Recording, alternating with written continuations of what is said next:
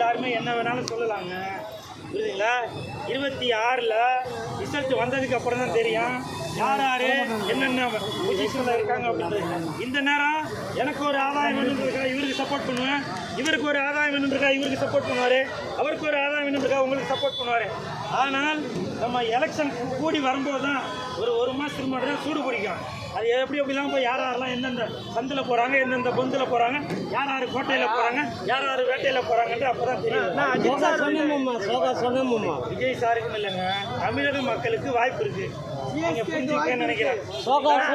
தமிழக மக்களுக்கு எந்த கட்சி அப்படின்றத 2026ல் உங்களுக்கு தெரிஞ்சிடும். நான் அஜித் சார் வந்து விஜய்க்கு ஆதரவு கொடுத்துருக்காரு, எப்படி பார்க்குறீங்கன்னா? அவர் வந்து ஒரு பொதுவாக தாங்க சொல்லியிருக்காரு. பொதுவாகவே ஒன்று யோசிச்சு பார்க்கணும் இல்லையா? ஒன்றும் இல்லை, இப்போ இந்த இடத்துல ஏதோ ஒரு கூட்டம் நடக்குதுனாக்கா இந்த நிகழ்ச்சியை ஏற்பாடு செய்திருக்காரு சுதாகர். என்ன ஒரு பிரச்சனைனாக்கா நம்ம டக்குன்னு இவராக தான் சொல்லுவோம். ஆனால் அப்படி இல்லை, அந்த பிரச்சனைக்கு காரணம் இவராகவும் இருக்கலாம். ஒருத்தர் உட்காரும்போது திடீர்னு சேரை பிடிச்சி இழுப்பாரு, இவராகவும் இருக்கலாம். புரியுதுங்களா? ஒருத்தர் தண்ணி குடிக்கும்போது தட்டி விடுவார், இவராகவும் இருக்கலாம். இப்படி சுற்றி இருக்கிறவங்களும் ஒரு சூழ்நிலை உண்டு. அதை தான் அஜித் சார் சொல்லியிருக்காரு. யாருமே அவர் வந்து நேரடியாக சொல்லலை இதற்கு காரணம் விஜய் சார் தான், இதற்கு காரணம் முதலமைச்சர் தான் அப்படின்னு சொல்லி யாருமே பர்டிகுலராக சொல்ல, பொதுவாக சொல்லியிருக்காரு. ஆனால் அஜித் சார் சொன்னது அது கரெக்டு தான். எந்த ஒரு பிரச்சனை நடந்தாலும் அது எப்போவுமே தனி மணி ஒருத்தனை மட்டும்தான் ஆகாதுங்க. புரியுதுங்களா?